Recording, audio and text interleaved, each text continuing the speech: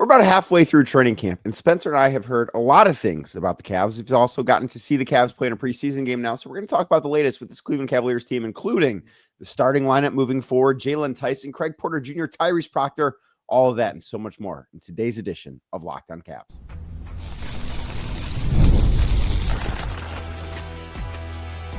You are Locked On Cavs, your daily Cleveland Cavaliers podcast. Part of the Locked On Podcast Network. Your team every day. What's up, everybody? My name is Danny Cunningham, and you might know me from my time covering the Cleveland Cavaliers, places like my Substack, The Inside Shot, Cleveland Magazine, 92 Through the Fan, and a number of other stops along the way. And you might know my guest today, Spencer Davies, as he is a Cleveland Cavaliers beat reporter at Clutch Points, a new job. Congratulations to him on all of his success, and we will, I'm sure, talk about that a little bit later. And thank you for making Locked On Cavs your first listen today and every day. You can find us anywhere you get your podcasts, Apple, Spotify, or anywhere else. And if you're watching on YouTube, do us a favor.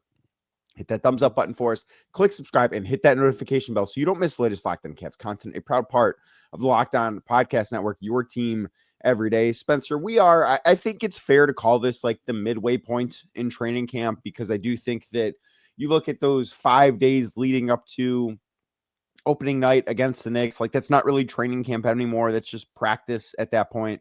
We've seen the Cavs go to Florida, come back from Florida. They've played a preseason game as we record this. It's 11:30 on Wednesday morning. But I do think that the early returns, both from folks internally that have seen all the stuff behind the scenes and from people that got to watch the Cavs on Tuesday night for the first time, have been pretty good. And the area I wanted to start was with Jaylon Tyson in the starting lineup today, because Tyson did obviously start preseason game number 1. Sam Merrill out with an abductor injury, something Kenny Atkinson termed as very minor, and they're being very overly conservative, if you will, with a preseason game, which is truthfully how they should be handling this. Like, there's no reason for somebody to try and play through that in a game where the result means absolutely nothing.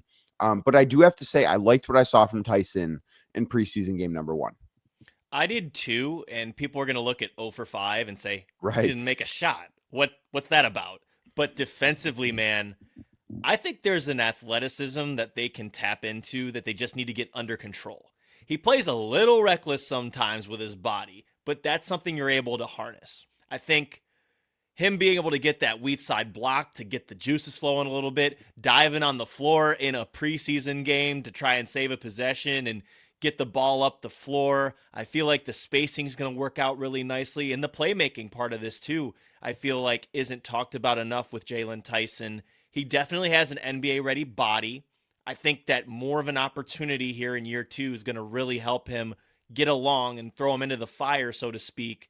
And that helps. That helps a lot when you're playing with guys who have been there, who have the experience, rather than coming in with the reserves and the back of the bench guys like he was last year. So I think he's been working a lot on his craft over the offseason. He's talking very much so like he's confident, and I want to see more of it. And you bringing up the physical aspect of things, I think is important, right? I do think that he needed to take a step physically to become an impact player in the NBA from where he was as rookie. It's not to say he wasn't in good shape or anything like that, but going from playing at Cal to playing in the NBA is a very big step, right? That's why you very rarely don't see rookies that impact winning. And it's kind of the same thing that we've heard about Tyrese Proctor from Kenny Atkinson, is that they think, he certainly belongs, but this is going to be a year where he does need to improve who he is from a physicality standpoint. He needs to work on his body, if you will. And I don't think it should be any surprise that Jaylon Tyson did that, because I think both of us, Spencer, have heard from day one that Tyson is somebody with an outstanding work ethic, that is one of the first guys in, last guys out all the time. And that even sometimes, like, go home. Like, it would be better for you to go home than to spend this extra time in the gym, which you would rather have to try and force that upon somebody than try and drag them to the gym to get better. So I think that's a good problem to have, if you will. But I look at Tyson, and I would be very surprised if he is in the starting lineup on opening night. I think Sam Merrill ultimately will be in that spot.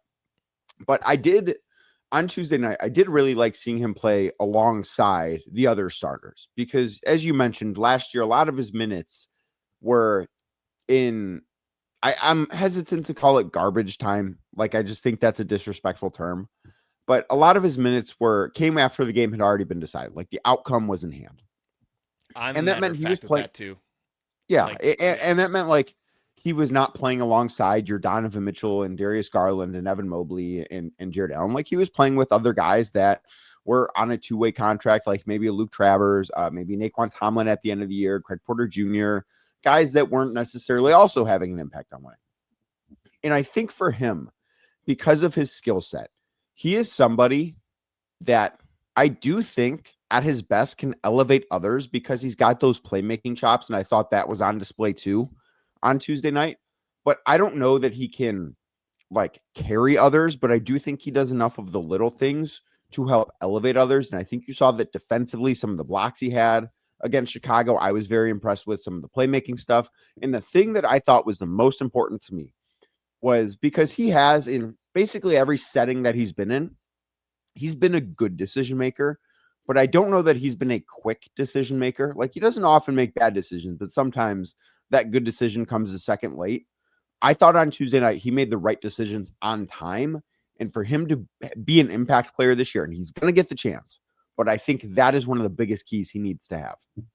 he has to be able to think on his feet. And that's the toughest part for young players when they get to the NBA and ultimately get into a rotation is you can't just hold it because defenders are too skilled, too quick, and too strong to really give you problems.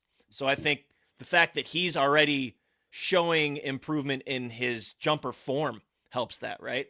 So he catches the ball and immediately it's going up. It's a little bit more quick on the release. It's, I think, just from shot doctor studying, I just think that there's less of a hitch already there. And we saw that in Summer League, by the way. In Summer League, he was burning the Nets down in those first few games. So, like, that part's going to be really helpful. But like you said, I got to make a decision. And what's the decision amount of time? I think it was maybe D'Antoni or one of those coaches from back Greg in the day. Popovich. It's a half second. Half It's second. The 0.5 rule. Like that is a thing that when I look at young players that come into the league, that is one of the things that I think of. And I think of it with Jaylon Tyson. And that rule essentially is you have to decide within a half second of getting the ball whether you're going to shoot, pass, or drive. And I think at times Jaylon Tyson has not abided by that rule. I thought on Tuesday night he did. Now it's one preseason game. And as we said, the result doesn't matter whatsoever. The fact that the Cavs lost, who cares? And we need to see it when things actually matter, but we can only go on what we've seen so far. And I think that's a good sign moving forward. Most definitely. And I feel like also moving off ball can be something he can do from the corners, cutting. We know that he's able to offensive rebound and, secure extra possessions. Hopefully defensively he gets better on the rebounding as well because he can jump with the best of them. And he's good at timing that stuff too.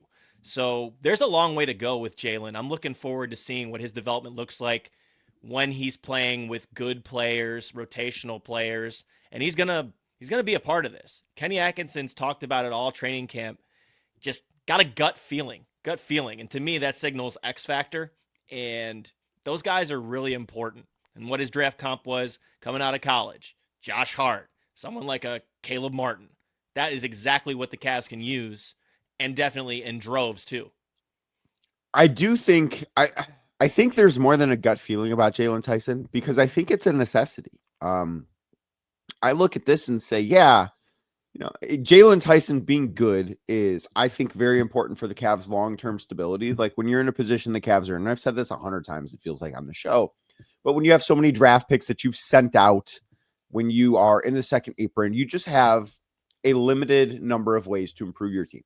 And when you have first-round picks, one, they're not going to be near the top of the draft because you're either going to be really good the way the Cavs have been, or the Jazz can swap picks with you. So you're going to be where they are if you're worse than the Jazz, which won't happen.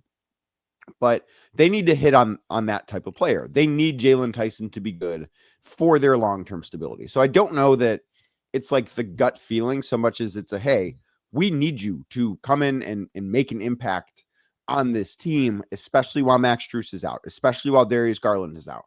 Not that he is either one of those players like identically. He doesn't have the same exact skill set as Max Strus because I think Max provides a lot of movement shooting that I just don't think Jaylon ever will. And that's fine. That's a really hard skill to have at an NBA level. And obviously he's not an all-star point guard the way Darius Garland is, but I do think that he can do enough things really well that can kind of make up for those guys in spots. And I think the best thing that could happen, Spencer, is that when Max Strus gets back at some point in 2026, because it's going to be 2026, when he gets back at some point in 2026, it's going to be really hard for Kenny Atkinson to not play Jaylon Tyson. That I think would mean that things have gone really well for the Cavs. Most definitely. And I just think back to when Jaylon Tyson was drafted and we kind of gave that little side eye, like, what's Isaac Okoro's future look like here in Cleveland? And they were comfortable enough to make a move for somebody else using Isaac Okoro as a trade chip to get Lonzo Ball here. And watching behind the scenes, they're definitely trusting of what Jaylon Tyson can bring to the table. And I feel like it's just kind of filling that role, but just a little bit more active, a little bit more touches, a little bit more offensively minded, I guess, than say what Isaac might have provided at the position over the last, 5 years. So that's where I see Jaylon Tyson kind of going towards that ice roll a little bit. And I feel like we had this discussion too when he was drafted. Remember how everyone was like, "Oh my gosh, another 6'5" wing or whatever like that." Nah, man, he's getting taller, and he's also adding on that weight, like we were talking about earlier. So it's not so long ago that I remember having that conversation with you. Like, what is he without shoes? Yes, because basketball is played without shoes. Right, don't you know exactly. that? You don't see those guys running around barefoot on the floor. That's what I do. Exactly. So it should be a really solid addition to this team, and I'm really curious and also anxious to see how Jaylon, plays the rest of the preseason, but more importantly, when it starts mattering here in the regular season. It'll be certainly one of the more interesting subplots at the start of the season for the Cavs. Another one is, how are the Cavs replacing Ty Jerome? Right? Like, that is something that I think it's time to have this conversation, because Ty had a good game in Memphis. Lonzo Ball didn't have a good game his first time in Cleveland. We're going to talk about that, plus how Tyrese Proctor and Craig Porter Jr. factor into that, because I think it's a very intricate discussion. We'll do that next right here on Locked On Cavs.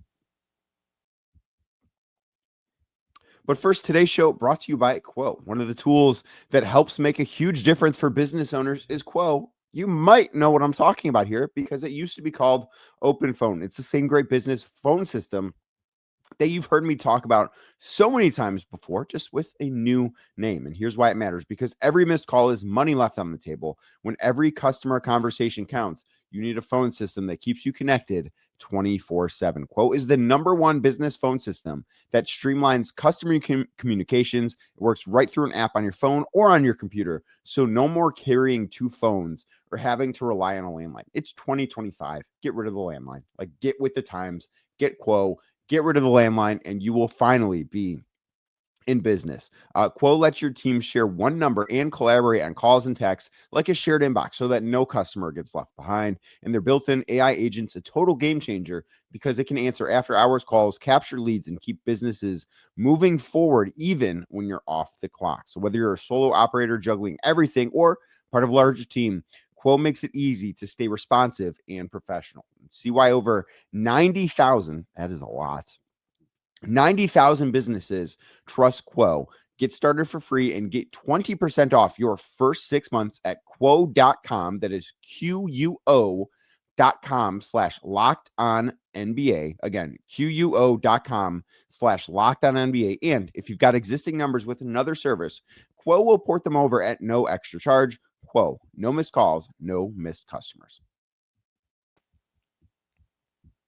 Thank you again for making Locked On Cavs your first listen today and every day. Like I said earlier, if you find the show anywhere you get your podcast, please make sure you are subscribed. That is the best way to help grow the show. Spencer, I don't know if you saw this, but Memphis played their first preseason game the other day against the Detroit Pistons. Ty Jerome had a very good game in light of no Ja Morant, because Ja Morant is hurt again, which is stunning stuff to everybody involved there.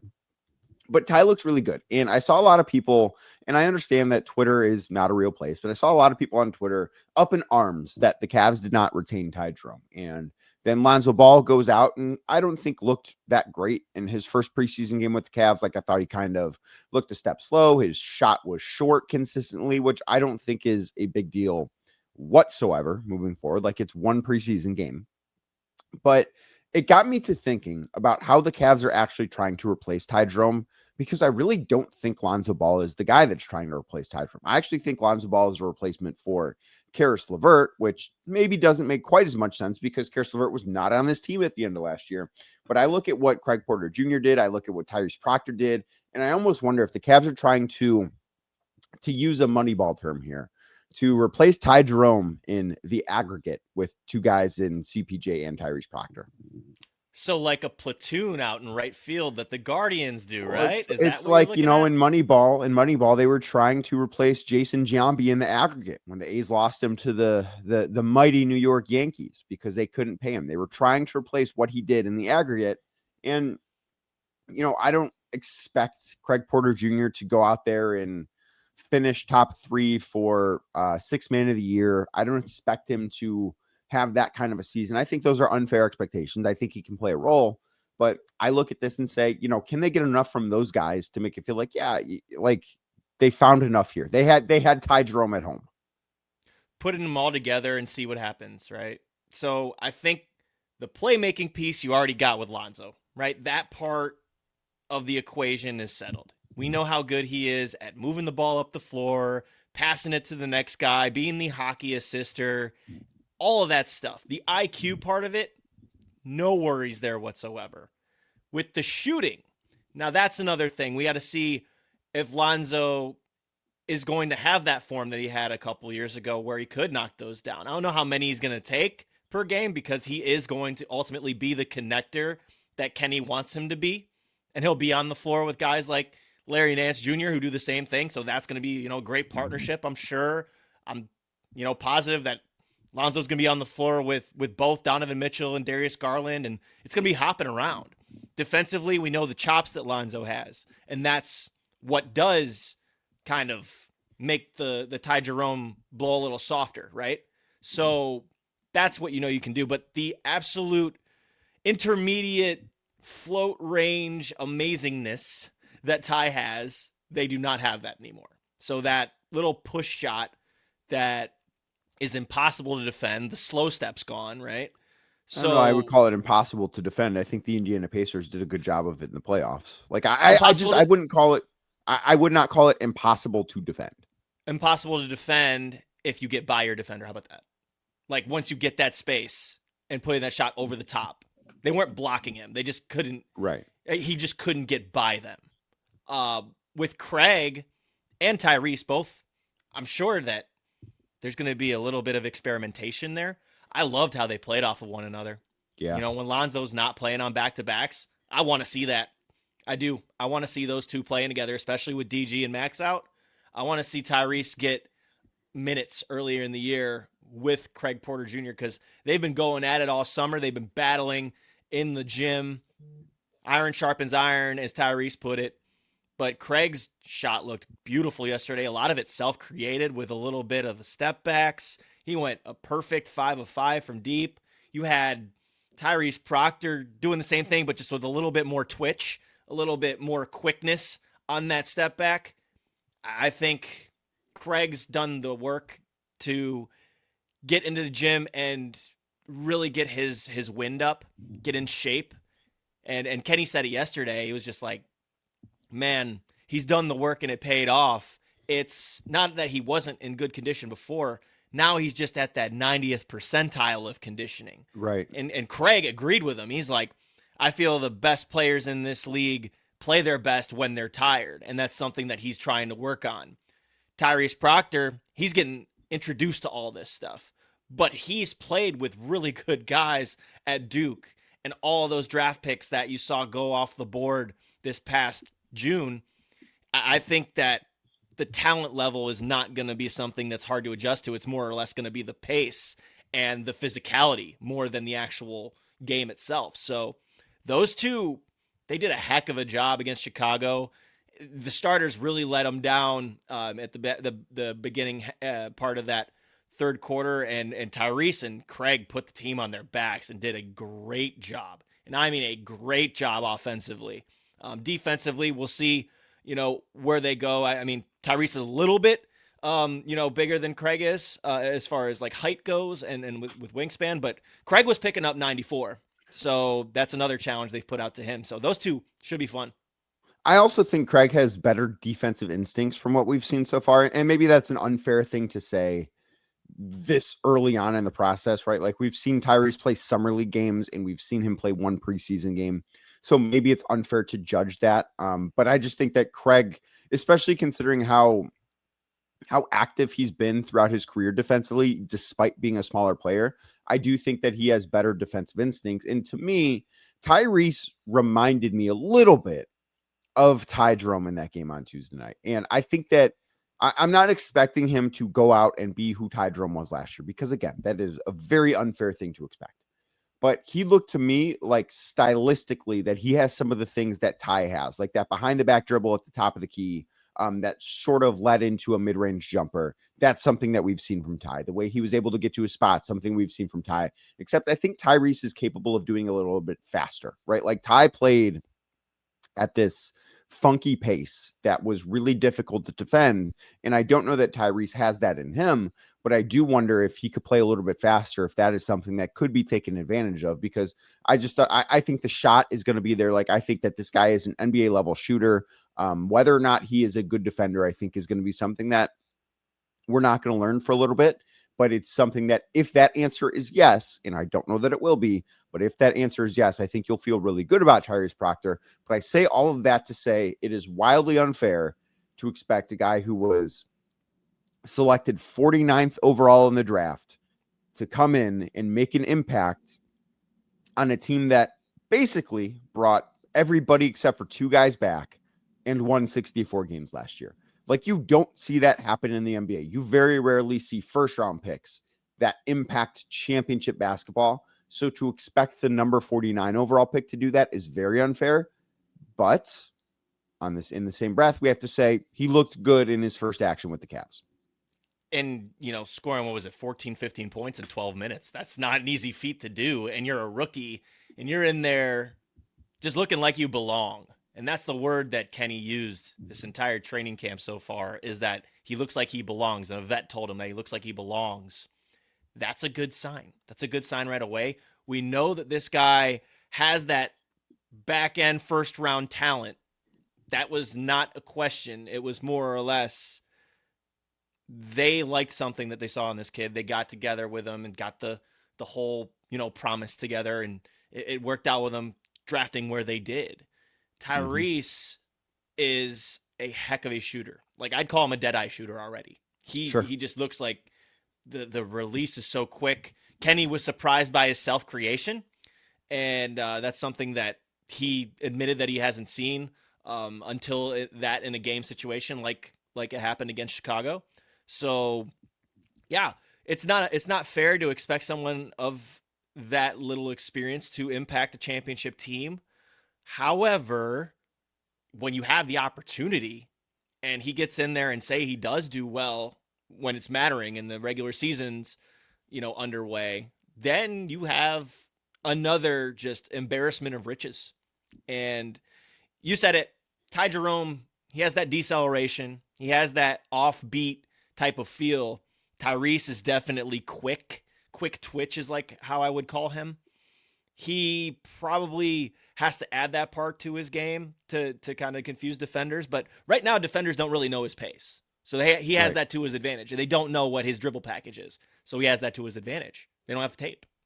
And that's not something that will last forever, because it's not necessarily always about how you look at first. It's how you look when teams realize what you're trying to do against them. Well, Larry Nance Jr., we know what to expect from him. We know who he is as a basketball player, and he made his second debut with the Cavs last night. So we're going to talk about what we saw from him, what we like, and how he fits next right here on Locked On Cavs. But first, today's show brought to you by Prize Picks. Every day we make decisions, but on Prize Picks, being right can actually get you paid. Don't miss the excitement of this football season with Prize Picks, where it's pretty good to be right. Playing Prize Picks, a fun, simple way to add excitement to your football. You just pick more or less on player projections like, I don't know, Josh Allen's passing yards or Saquon Barkley's rushing for a touchdown, and you're in the game. Prize Picks is quick. You can make your lineup in under a minute, and Prize Picks has just added stacks. So if you want to ride with a player, you can select their passing yards, rushing yards, touchdowns, all in one lineup.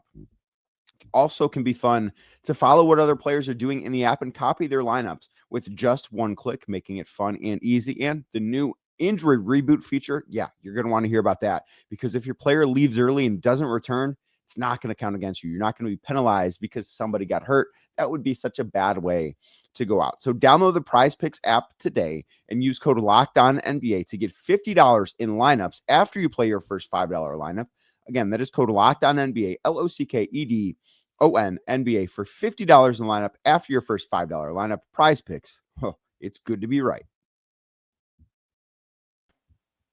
Thank you again for making Locked On Cavs your first watch today. If you are watching the show on YouTube, do us a favor, hit that thumbs up button for us, click subscribe, and hit that notification bell so you don't miss the latest Locked On Cavs content. And we have, of course, Spencer, seen Larry Nance Jr. play a lot of games in a Cavs uniform. This was the first time we saw him play in this specific Cavs uniform, but it was good to see him back on the floor at Rocket Arena. And I think he's going to be such a tremendous fit on this team. And I know that in game one, we didn't get to see him alongside Jared Allen or Evan Mobley, which is maybe the thing that I'm most intrigued by with him. But he does all of the little things, and looking at his box score just feels like this guy is going to do everything the Cavs ask of him, even if he misses all the threes that he took the way that he did on Tuesday. Everything. My favorite thing about Larry is just his knowledge of the game at this point of his career. And when you put guys who are smart on the floor together, that usually leads to really good results. And I mentioned it earlier, like him and Lonzo together, who also, by the way, played over in LA. So this is a little and New Orleans, right? I was gonna say, and New Orleans too, probably. Yeah, I believe they were New Orleans together. They I might have to check that. They might have. Who knows? But they know each other, and they know each other's games. So you add that wrinkle into the mix too. And you're talking about putting him on the floor with Evan, who's extremely smart, Donovan Mitchell, who may not make smart decisions sometimes, but is also extremely smart.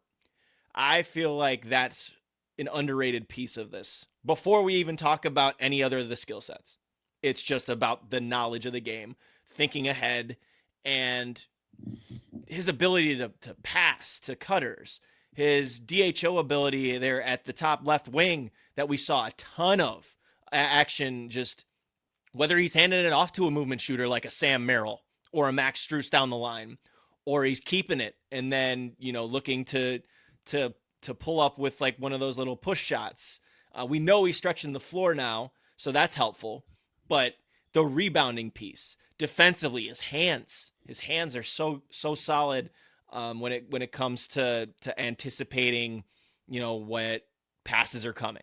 And when someone's driving down the lane and just getting a little bit of a poke on it, like he just has it. He has it. And I feel like at this point of his career, it's going to really help that he doesn't have to be depended on for 20 plus minutes. He can come in and help for 15 to 17 any night, whether that's with JA, whether that's with Evan Mobley, whether it's with both. Who knows if he plays the three? I don't know. Kenny is a madman. I know. I would be surprised at that.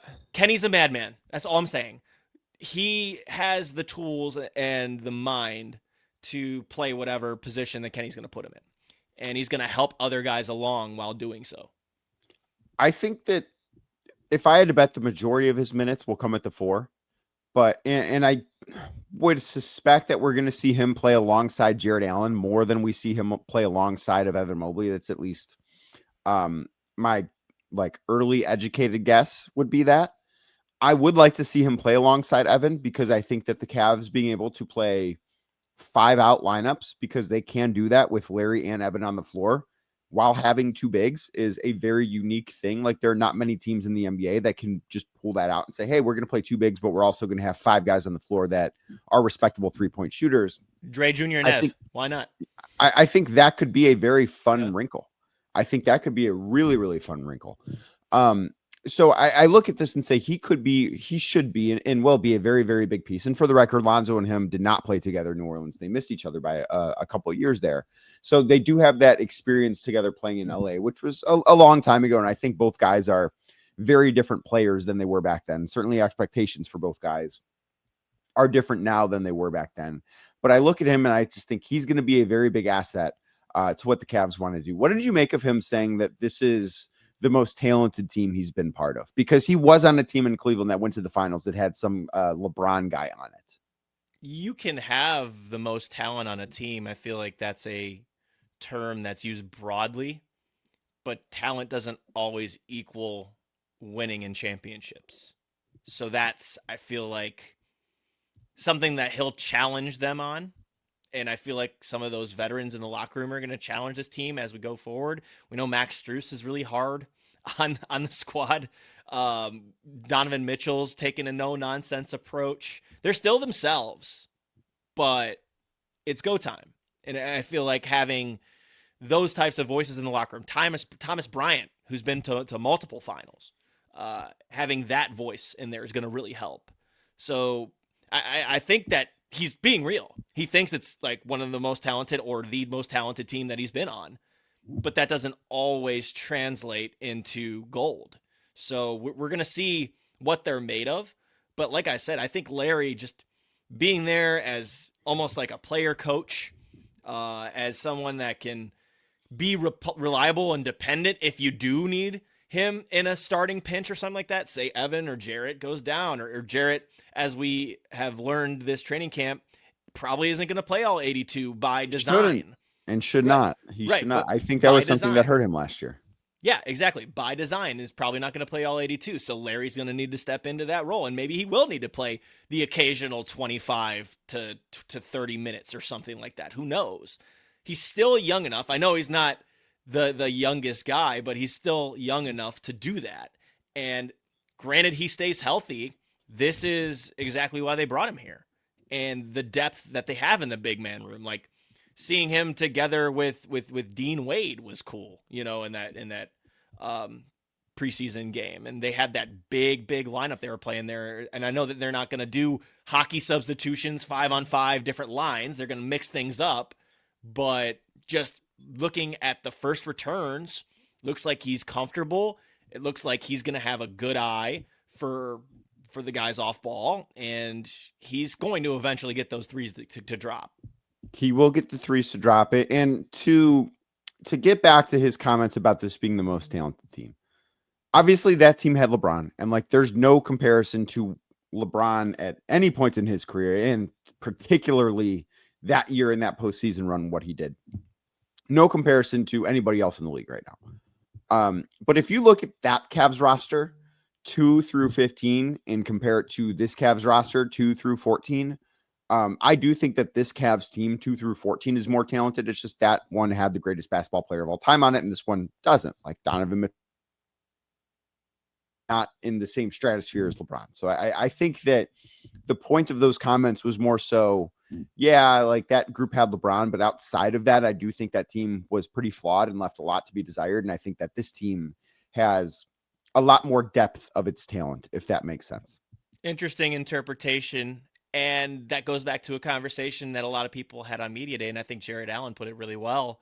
It's just like today's day and age, it's more or less about the team more than it is the one or two superstars or big three. It's about everyone's going to have to play a part.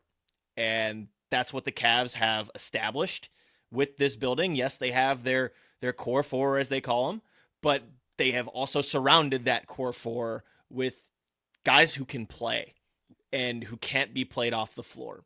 And that's today's day and age in the NBA. You can't just go 3 of your best guys and the rest are on minimum contracts. Those days are long gone. We've seen that the last 2 years in the championship games. So that's, I feel like, another part of what Larry's talking about, and that's a good interpretation on yours. So, Spencer, as we get out of here, what do you have coming at Clutch Points soon? Yeah, no, just gonna be writing pretty much every day, guys. It's a different for me because I'm usually just doing my video thing. But yeah, I'll be having a bunch of content over at Clutch Points for the Cavs. Really excited. I've gotten started on there a couple weeks ago. I went down to training camp with the guy that's to my left here, and we had a good time down there at IMG Academy. So that stuff's up there. I'm gonna have features throughout the season. I'm really looking forward to covering this team on the beat.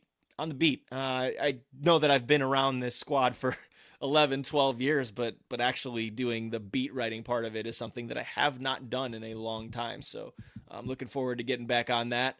And we'll still be doing our podcast over at Cavs Roundtable, me and Spencer German, courtside with Cavs. So make sure that you're subscribed over there. We still got post-game content for you and all of the practice videos. So that's fun. I'll still be doing stuff with RG, with the outside of the Cavs organization. So anybody on another team, I'll probably doing features on them, Babcock Hoops, NBA Draft. Yeah, still got my plate full. Well, make sure you check out Spencer at all those places, of course, Clutch Points as well as the newest one. Spencer, thanks so much for the time, man. Yep, no problem, Danny. And thank you to you for making Locked On Cavs your first listen today and every day. You can find the show anywhere you get your podcasts, Apple, Spotify, or anywhere else the Cavs play another preseason game tonight. They take on the Chicago Bulls, and I will be back tomorrow talking all about that everywhere you get your podcasts and on YouTube as well. Make sure you hit the thumbs up button on this video as we get out of here and subscribe to the channel, and I'll be back tomorrow talking more about the Cleveland Cavaliers.